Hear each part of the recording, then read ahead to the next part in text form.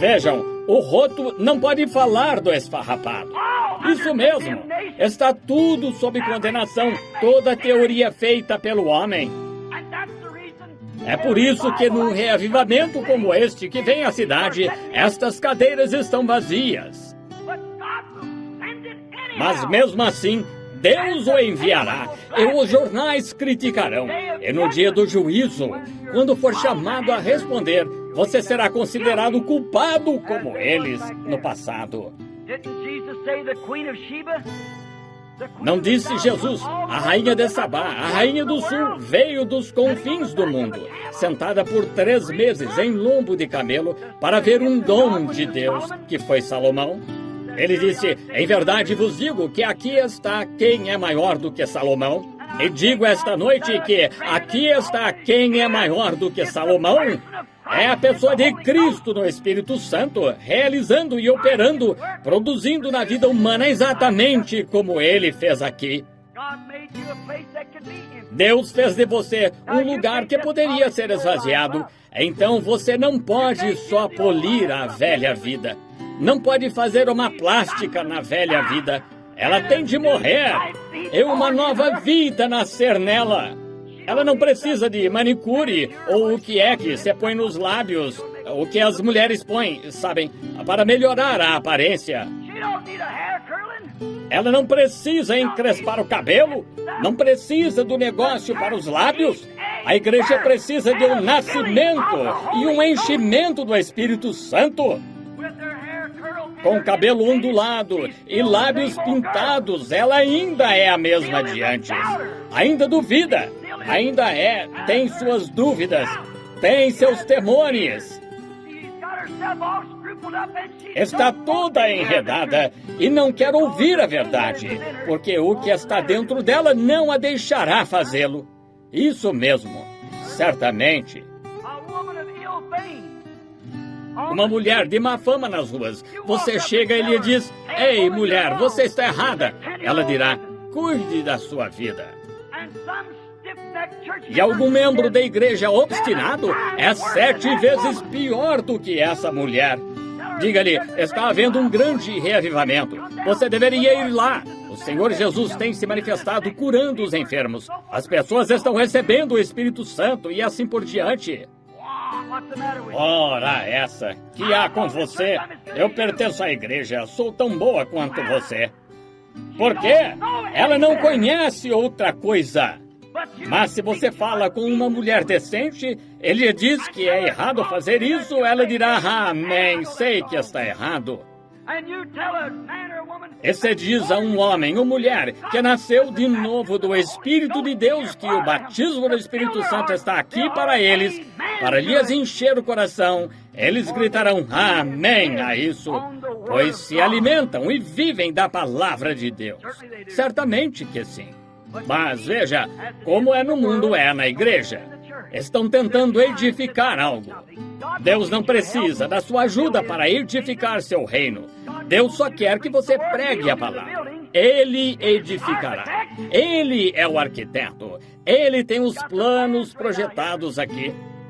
Muito bem. O que fazemos então?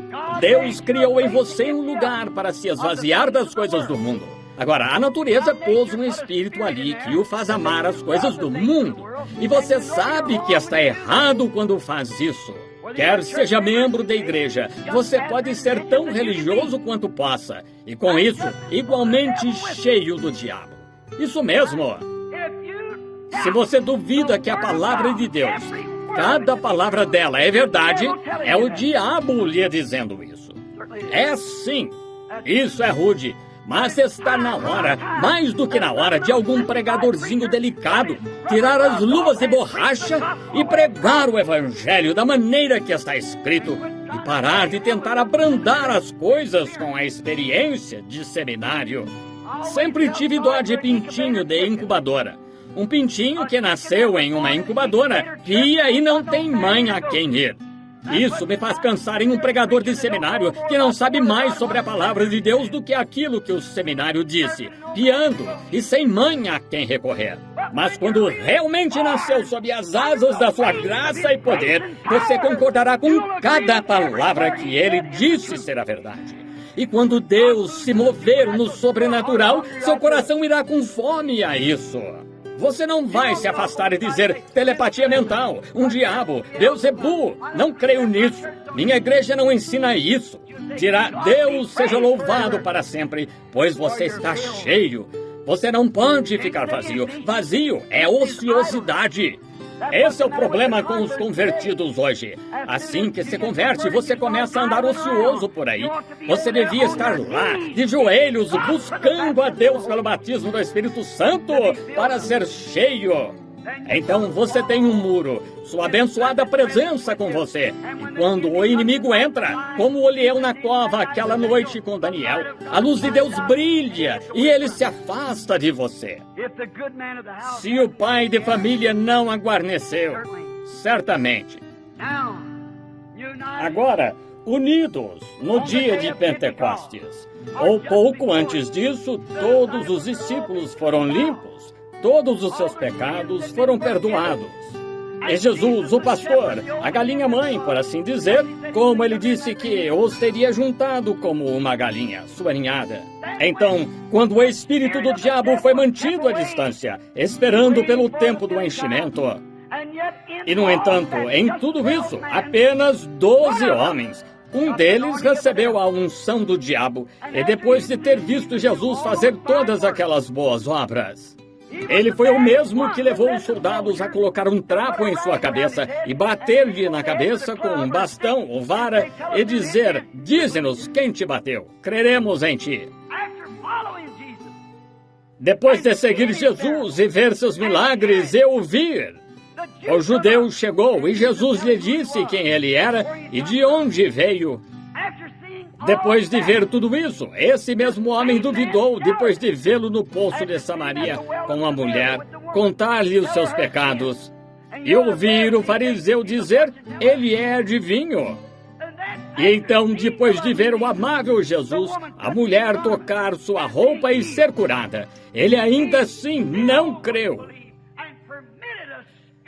E permitiu que um espírito de incredulidade viesse a ele, porque fora instruído por fora. Estão vendo o que quero dizer? Oh, que horrível é a incredulidade! E ainda assim, as pessoas professam o cristianismo, permanecem com isso nelas, obstinadas, orgulhosas, disse a Bíblia, no último dia. Sinto-me estranho com relação a isso? Não, Senhor. Faz-me saber disso, que o tempo do fim está próximo.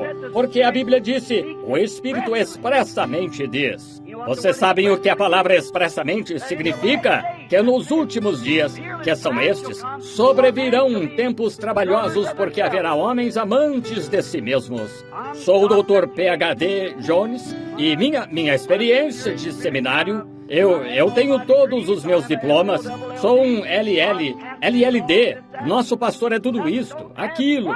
Isso não tem nada a ver com Deus.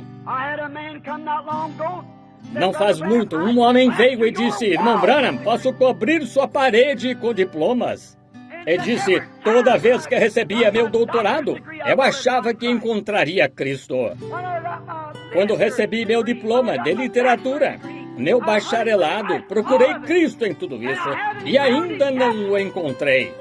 Disse, foram os professores que estavam errados? Eu disse, Cristo não é conhecido por esses diplomas teológicos, mas é conhecido na pessoa do Espírito Santo que desceu no dia de Pentecostes. E o homem caiu sobre minha mesa de centro na minha sala de jantar e lá recebeu o Espírito Santo.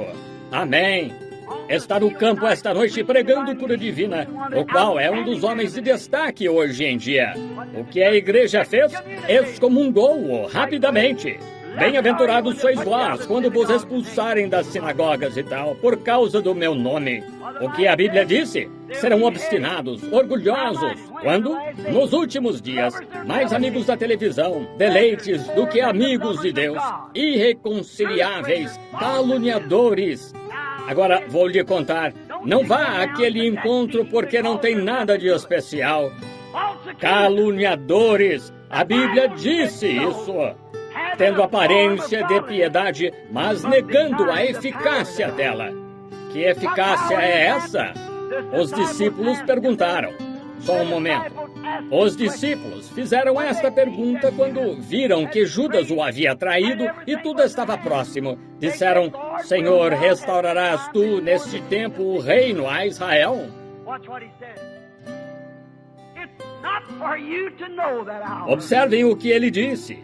Não vos pertence saber essa hora, mas subi para a cidade de Jerusalém e do alto sereis revestidos de poder antes que possais ser uma testemunha. Uma testemunha precisa saber algo. Uma testemunha tem de ter uma experiência. Você não pode ser testemunha de Cristo até que o Espírito Santo o batize. Jesus não permitiu que seus discípulos pregassem o Evangelho até receberem o Espírito Santo. No entanto, tiveram a honra de andar com ele 3 anos e meio. Embora fossem homens santos, aceitos aos seus olhos, mas ele não os deixou ir pregar até que esperassem lá e tirasse todas as diferenças deles, e então o Espírito Santo veio. É desse mesmo enchimento que o mundo precisa hoje. Quando o esvaziamento vem, precisa-se de um enchimento. O que esse enchimento faz quando vem? Onde você tem dúvidas, traz fé.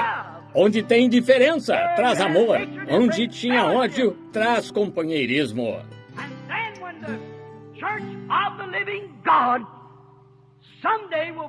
E então, quando a Igreja do Deus Vivo algum dia estará unida sob uma grande cabeça, que será a cabeça de Deus.